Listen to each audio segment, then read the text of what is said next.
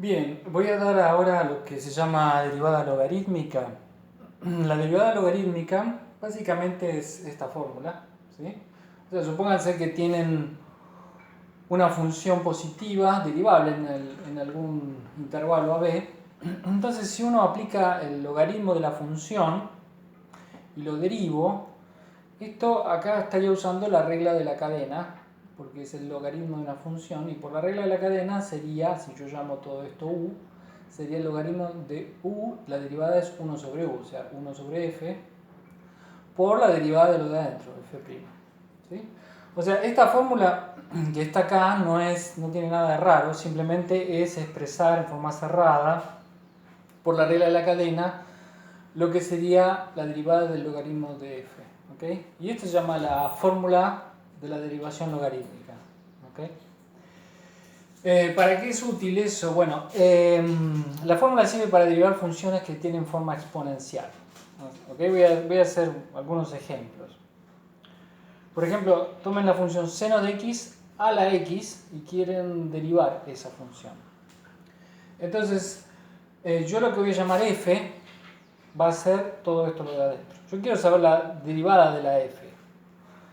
Y voy a usar esta digamos, fórmula con esta f. Entonces sería el logaritmo de f derivado es la f', que es lo que quiero saber, esto yo lo que quiero saber es la derivada de eso, sobre la f.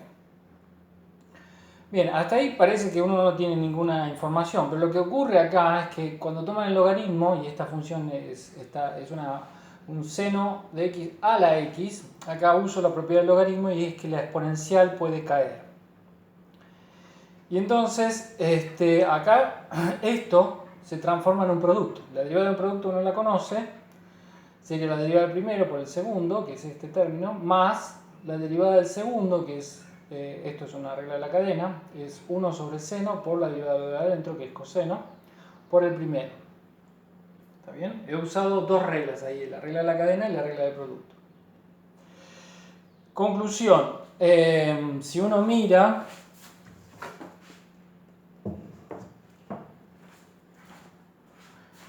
lo que tiene acá, esta y esta, que era toda una igualdad, yo lo que quiero es la derivada del seno de x a la x, o sea, paso esto multiplicando esto, o sea, seno de x a la x por todo esto, que es esto, es la derivada de lo que yo quiero. O sea, ahí tengo la derivada en forma cerrada de la función que quiero. ¿Sí? Entonces, lo remarco acá, la derivada logarítmica se usa cuando tienen una función a la otra función. O sea, cuando la f esta, que estoy aplicando acá en esta fórmula, es de la forma una función g a la una función h. ¿Ok? Entonces uno aplica esa fórmula y calcula la derivada. Bien. Hagamos otro ejemplo. Otro ejemplo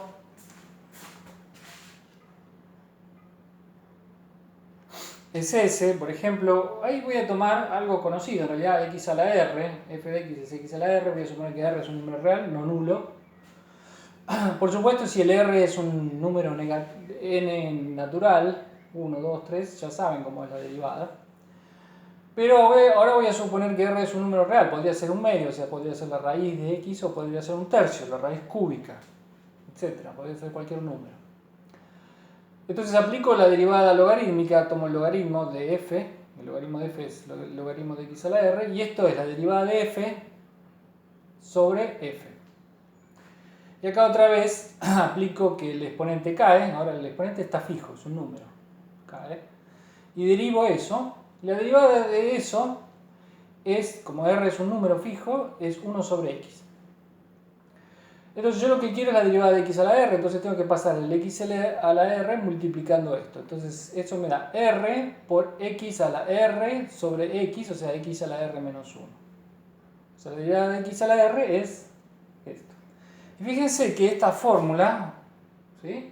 Esta fórmula que está acá, es exactamente la misma fórmula que tenían cuando el exponente r era 1, 2, 3. O sea, la misma fórmula sigue valiendo para cualquier exponente, ¿sí? Estamos suponiendo que no nulo.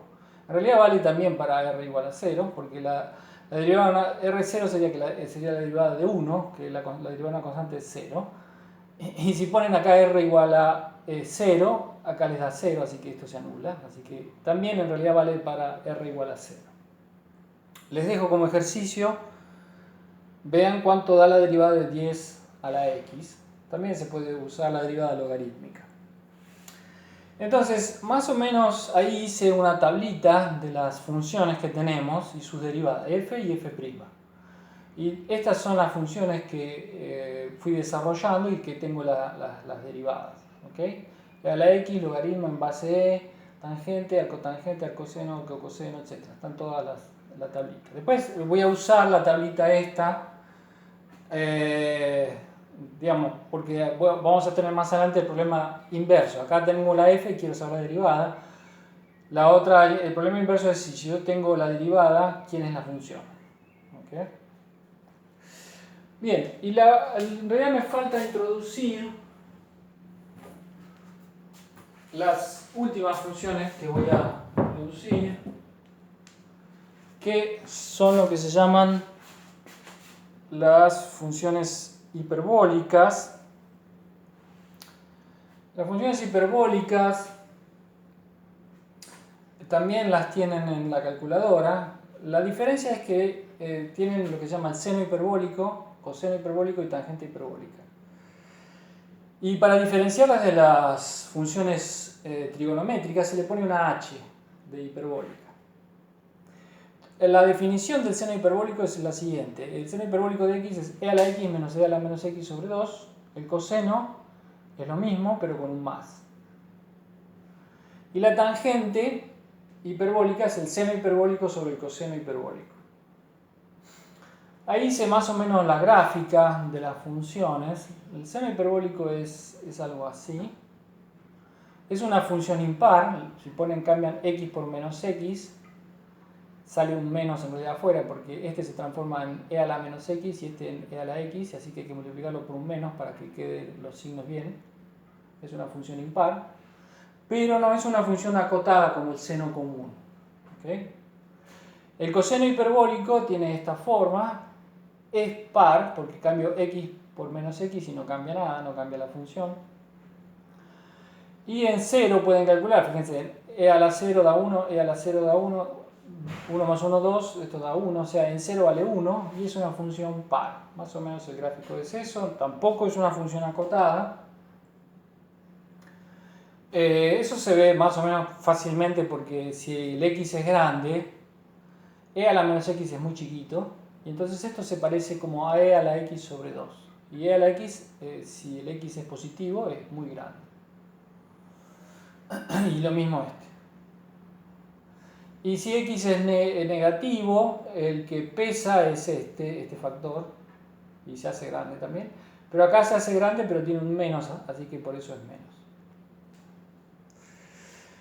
La tangente de x es el cociente entre estas dos, y más o menos su gráfica es parecida a la tangente común, es algo así. Pero se va acercando a medida que el x se va a infinito, positivo a 1, y a menos 1 si el x tiende a menos infinito.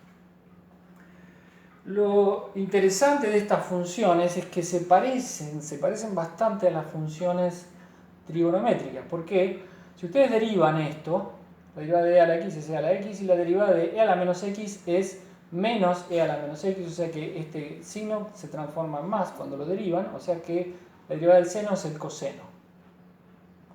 Y si hacen lo mismo acá, la derivada de esto cae un menos, así que el coseno, la derivada del coseno se transforma en seno. O sea, hay una pequeña diferencia porque en la derivada del coseno común es menos seno la derivada. Acá no hay diferencia de signo. Y también hay una identidad como trigonométrica, la dejo como ejercicio, pruébenla, que es coseno cuadrado hiperbólico menos seno cuadrado hiperbólico da 1. ¿Okay? Tiene esa identidad, digamos. Háganla es elevar esto al cuadrado, más elevar esto al cuadrado, y hagan la diferencia, van a ver que muchos términos se van a cancelar y les va a quedar 1. ¿Okay? Bueno, esas son las últimas funciones que voy a introducir, con esas vamos a trabajar. ¿Okay? Pero a la tablita habría que agregarle, digamos, la derivada del seno hiperbólico y del coseno hiperbólico. Bien, una cuestión sobre notación. En general, las funciones que venimos trabajando nosotros tienen la propiedad que en realidad si yo derivo la función una vez, la puedo volver a derivar. Y eso se conoce como la derivada segunda. Y en general puedo seguir a veces y puedo obtener la derivada tercera, cuarta, etc. Las derivadas en general las van a encontrar con primas. ¿Sí? La derivada primera, por ejemplo, acá hice un ejemplo, tienen un polinomio. Su derivada, ¿sí? Sería ese polinomio. Ahora este tiene grado 5, este tiene grado 4. Puedo volver a derivar, tiene grado 3. Derivo otra vez, la derivada tercera tiene grado 2. Derivada cuarta tiene grado 1. Derivada quinta es una constante y la derivada sexta es 0. ¿Okay? Esta es la notación para las derivadas. En general se pone así. A veces se pone entre paréntesis. O a veces se usa una notación, lo van a encontrar, una notación de este estilo. Por ejemplo, la derivada segunda de una función se escribe así. Esa es otra notación. Es más engorrosa, pero bueno, también se puede usar. ¿Ok? Bien. Y